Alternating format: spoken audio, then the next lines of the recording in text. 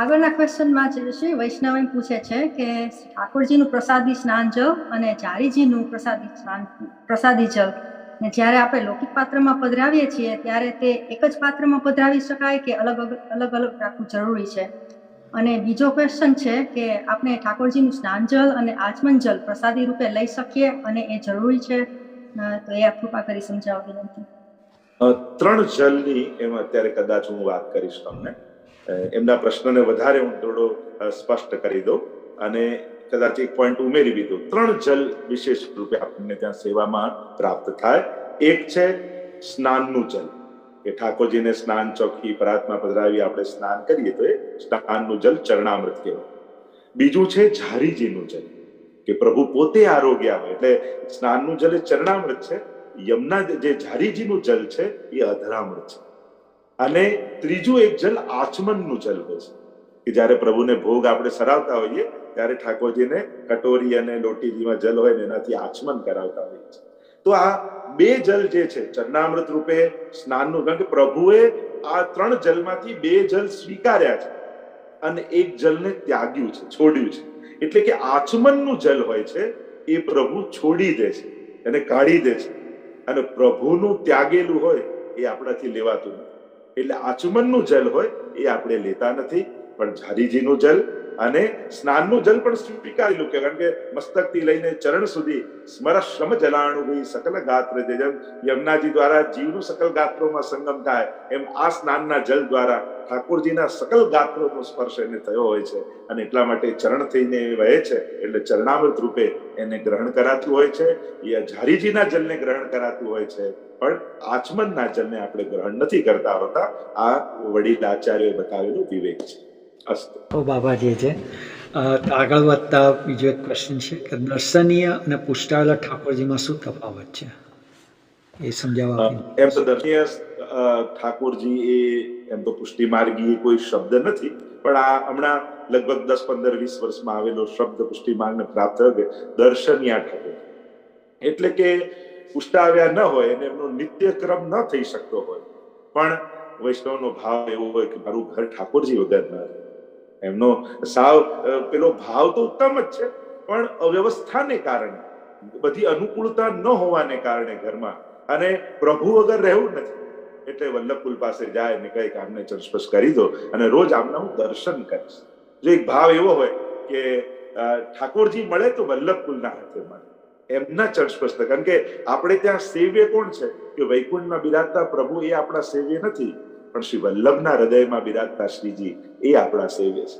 એટલે વલ્લભકુલના હસ્તના ચરણસ્પર્શ કરાવીને વૈષ્ણવનો ભાવ શું હોય કે શ્રી વલ્લભના હૃદયમાં જે શ્રીજી બિરાજે છે એ આમાં બિરાજમાન થાય, અને એટલા માટે એમની પાસે ચરણસ્પર્શ કરાવે. પણ દર્શન અને વંદન અને પાઠ કરવાની આજ્ઞા લીધી હોય, અને ઘણીવાર સત્સંગ મંડળોમાં પણ એ રીતે વલ્લભકુલે પધરાવી આપ્યા હોય, તો વૈષ્ણવ કહેતા કે આ સેવાના નથી પણ દર્શનીય, દર્શન પૂરતા. એટલે કે જેનો સેવાનો ક્રમ ન હોય પણ જેને વંદન અને માળાજી આદિ ફૂલની ધરાવતા હોય ને દર્શન દંડવત કરતા હોય એને દર્શનિયા રૂપે. પછી હવે 15-20 વર્ષમાં એનું નામ આપણે દર્શનિયા, એટલે કે નવું નામ આપણને પ્રાપ્ત થયું. પણ મૂળ વાત છે વલ્લભકુલના સ્પર્શ દ્વારા મળેલા દર્શન કરવાના ઠાકોરજી, વંદન કરવાના ઠાકોરજી, પાઠ કરવા માટેના ઠાકોરજી, કે ભગવત સન્મુખ પાઠ થાય એવા, પણ જેનો નિત્યનો સેવા ક્રમ ન હોય તેને દર્શનિયા કહેવાય. અને પુષ્ટાવેલા ઠાકોરજી એટલે કે આપણે ત્યાં જે ગુસાઈજી પ્રભુ ચરણે જે ક્રમ બતાવ્યો છે, જે શ્લોકો બતાવ્યા છે, જેમાં 8 શ્લોકો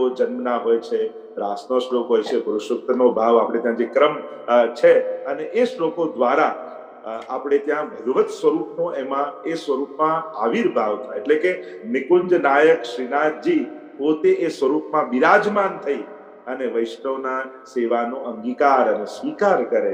એ રીતે મર્યાદાની ભાષામાં જેને પ્રાણ પ્રતિષ્ઠા કહીએ છીએ, પણ દેવતાની પ્રાણ પ્રતિષ્ઠા થાય અને ભગવત રૂપનું પુષ્ટાવવું થાય, ભગવત સ્વરૂપને પુષ્ટાવ. કારણ આપણે ત્યાં પુષ્ટાયા પછી એમ નથી કે કોઈ આકાશમાંથી આવીને ઠાક. પછી તો આચાર્યો એમ આજ્ઞા કરે કે જ્યાં એમના હસ્ત છે એ પ્રભુના જ હસ્ત છે, જ્યાં એમના ચરણ છે એ ઠાકોરજીના જ ચરણ છે, જે એમનું મુખારવિંદ છે એ પ્રભુનું જ મુખારવિંદ છે, ક્યાંય ઇતર પ્રભુ નથી. એ પ્રભુ પ્રગટ રૂપે એમના સર્વાંગ સાથે પ્રભુ આમાં બિરાજમાન થયા છે.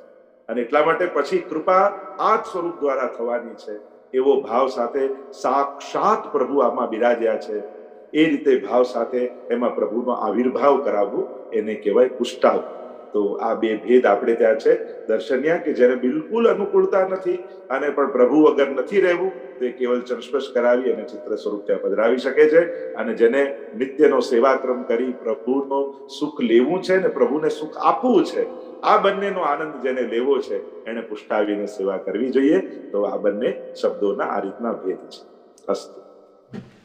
જેતશ્રી, હવે પછીના પ્રશ્નમાં વૈષ્ણવ પૂછે છે કે હોળીના ખેલ વખતે શ્રી ઠાકોરજીને ચોવા કેમ લગાવીએ છીએ? આ કઈ સખીનું પ્રતિનિધિત્વ કરે છે? આપણે ત્યાં વસંતથી હોળીના જે 40 દિવસો છે, તે 40 દિવસોનો જ ભાવ 4 યુથ જે વ્રજભક્તોના છે, ગોપીજનોના છે, એમાં નિત્ય સિદ્ધા ગોપીજનો સ્વામીજી, ચંદ્રાવલીજી, લલિતાજી અને યમુનાજી, આ ચારેય યુથને 10 પ્રકારની ભક્તિ ઠાકોરજી આ 40 દિવસમાં સિદ્ધ કરે છે. 10 પ્રકારની ભક્તિ એટલે 9 દિવસની નવધા ભક્તિ અને 10મી પ્રેમ લક્ષણા ભક્તિ, જેને 10મી ભક્તિ કહેવાય. તો ચારેય યુથને આ પ્રેમ લક્ષણા 10 પ્રકારની ભક્તિ ઠાકોરજી સિદ્ધ કરે એટલા માટે 40 દિવસ. અને એટલા માટે ઠાકોરજી રોજ ચોવા, ચંદન, અબીર અને ગુલાલ આ 4થી ખેલે, કારણ કે આ 4 યુથના રંગ છે. તેમ આપણે ત્યાં ચોવાનો પ્રશ્ન કર્યો કે ચોવાનો શું ભાવ? તે શ્રી યમુનાજીનો ભાવ છે. ચંદન, અને યમુનાજી શ્યામ છે, શ્યામ સંગ શ્યામ વહે રહી શ્રી યમને, તો એવા શ્રી યમુનાજી શ્યામ રંગના છે. ચોવાના ભાવ એ યમુનાજીનો ભાવથી છે. ચંદન એ પીત રંગ સ્વામીજીનો રંગ છે, એટલે ચંદન એમના ભાવથી આવે. શ્વેત રંગ ચંદ્રાવલીજીનો છે, એટલે અબીર એ ચંદ્રાવલીજીના ભાવથી આવે. અને લલિતાજીનો લાલ રંગ એટલે ગુલાલ એ લલિતાજીના ભાવથી છે.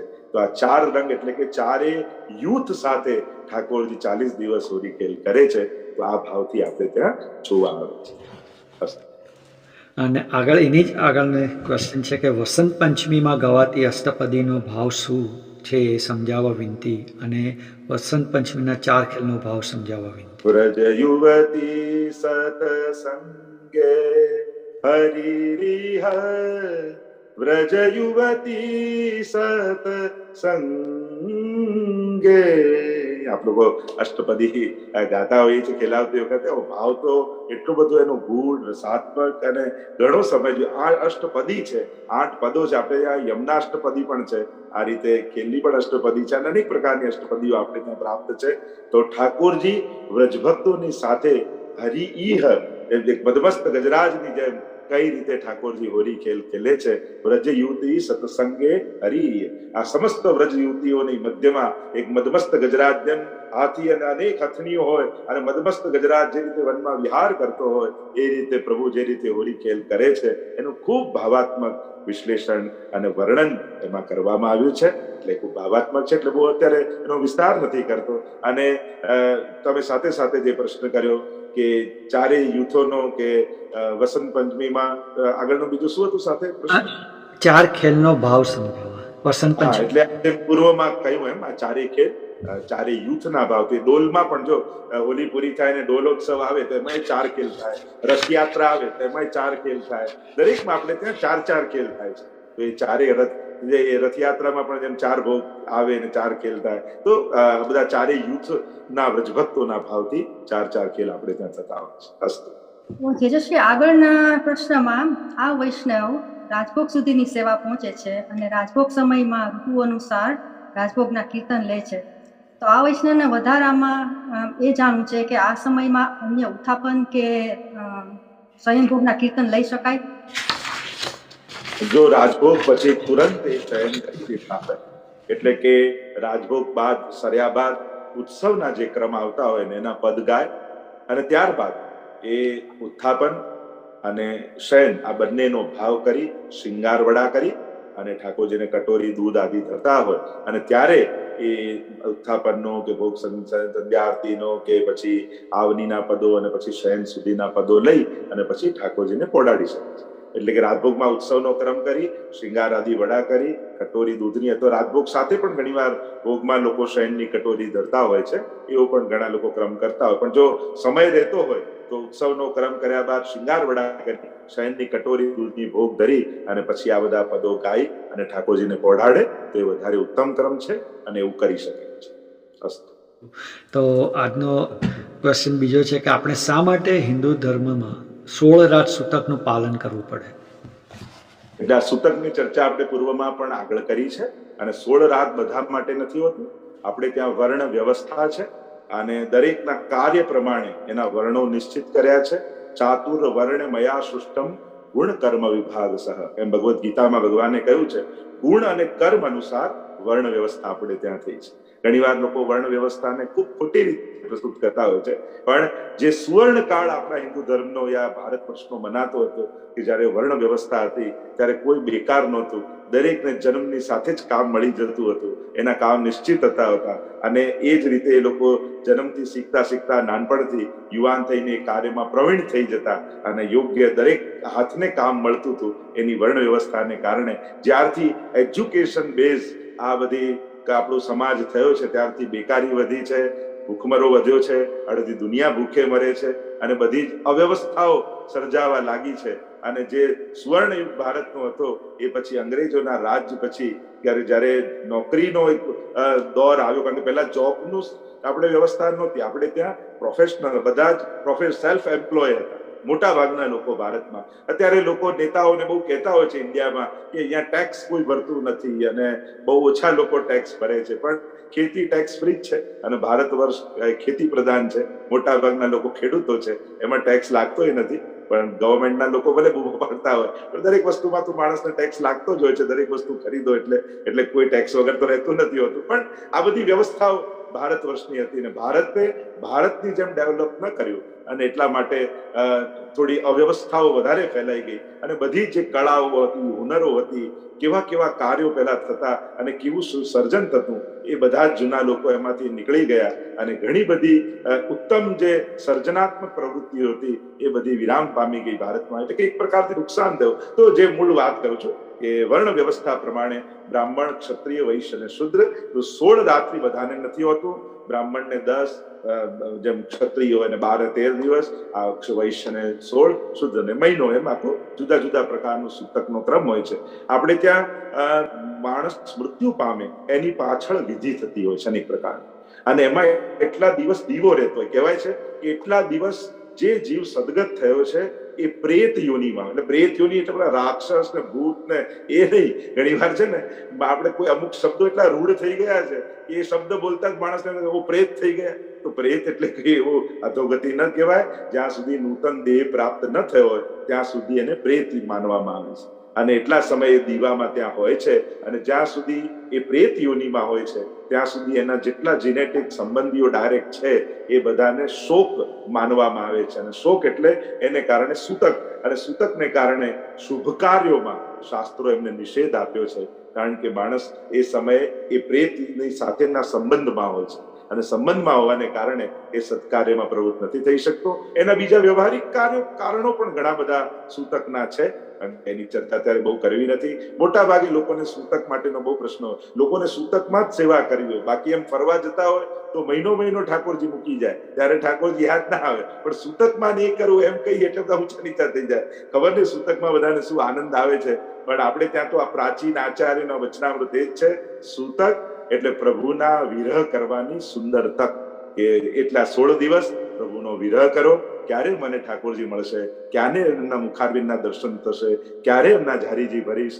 સૂતકને નેગેટિવ રૂપે ન લો કે નહીં કરાય. ઠાકોરજીએ મને વિરહનું દાન આપ્યું છે, આવો ભાવ કરો. ગુસાઈજી જો અંતરાય થયો, કૃષ્ણદાસ અધિકારીએ કરાવ્યો, તો ક્યારે કૃષ્ણદાસ અધિકારી પર નથી આરોપ મૂક્યો, એમને તો એવો જ ભાવ 6 માસનો વિયોગ થયો છે, વિપ્રયોગ થયો છે. અને જે ગુસાઈજીએ પણ વિજ્ઞપ્તિઓ લખી અને શ્રી કૃષ્ણનાથજી બાબાને પહોંચાડી છે, તો વિરહ કરવાની તક ઠાકોરજી આપી. પ્રભુએ મને વિપ્રયોગનું દાન આપ્યું છે, એને પણ દાન પ્રભુની કૃપા માનો. કે એમ તો મને પ્રભુનું સ્મરણ નતું થતું, પણ જો પ્રભુ દૂર ગયા તો આજે પ્રભુની કેવી યાદ આવે છે. કેવું યાદ આવે છે કે એમના હું શૃંગાર કરાવતી, એમને પોઢાવતી, અને એ સેવા જ્યારે તમે મિસ કરો ને ત્યારે તમારો ભાવ પુષ્ટ થાય. જ્યારે અગ્નિમાં પકાય ને ઘડો, ત્યારે ઘડો પાત્રતાને પામે. એમ વિરહ દ્વારા પ્રેમ પ્રાપ્તિની પાત્રતા સિદ્ધ થતી હોય છે. એટલે એમ માનો કે પ્રભુ મારા હૃદયને પાત્ર બનાવી રહ્યા છે, વિરહનું દાન આપી રહ્યા છે, અને મારે વિરહમાં ભગવત ગુણગાન કરવા છે. અને એ રીતે ભગવત વિરહનો અનુભવ, અને વિરહને પણ આનંદ કયો છે, વિરહાનંદ. તે વિરહનો પણ આનંદ લો તો સંયોગનો આનંદ અનેક ગણો વધી જશે. તો સૂતકના જે વિધાનો છે એ પ્રકારે મહાપ્રભુજીની આજ્ઞા હોવાને કારણે, આપણી મર્યાદા હોવાને કારણે આપણે પાળવા જોઈએ. બાકી સૂતક એ કોઈ પુષ્ટિ માર્ગનો વિષય નથી, એ હિન્દુ ધર્મનો વિષય છે. નિર્ણય સિંધુ, ધર્મ સિંધુ નામના ગ્રંથો છે, એમાં આવા પ્રકારના વિધાનો આપ્યા છે, અને એટલા માટે આપણે ફોલો કરતા હોઈએ છીએ. ઘણી વાર લોકોને થાય અમે તો એમને જોયા નથી, મળ્યા નથી, અમને તો ઇમોશનલી એટેચ નથી કાંઈ, પણ એમાં કોઈ એને જોયા મળ્યા, પ્રેમ છે કે નહીં, ઝઘડો છે, ભલે કોર્ટમાં કેસ સામે ચાલતા હોય તોય ગુજરી જાય સૂતક લાગે. કારણ કે આ બધા બુદ્ધિના અને બધા મનના અને દેહના ભેદો જુદા છે. આ ઋણાનુબંધ આધ્યાત્મિક છે. આ બધા આધ્યાત્મિક કાયદાઓ છે. તમે ટેરરિસ્ટ હોતા નથી, છતાંય સિક્યોરિટીમાંથી તમે પસાર થાવ છો જ. અને એમાં ખોટું ના લગાડી લેવાય કે હું કે ટેરરિસ્ટ છું કે આ સિક્યોરિટીમાંથી મારું ચેક કરે છે, મારું હા. પણ કાયદો બને ત્યારે બધા માટે કોમન બનતો હોય છે. એમ ધર્મ પણ કોઈ નિયમ બનાવે, સિદ્ધાંત બનાવે ત્યારે બધા માટે કોમન બનતું હોય છે. દરેકના પોતાના લોજિક હોઈ શકે છે, પણ કાયદો એ કાયદાની રીતે જ કામ કરતો હોય છે. અને એટલા માટે આપણે એનું માન રાખી અને એને સ્વીકારીએ છીએ.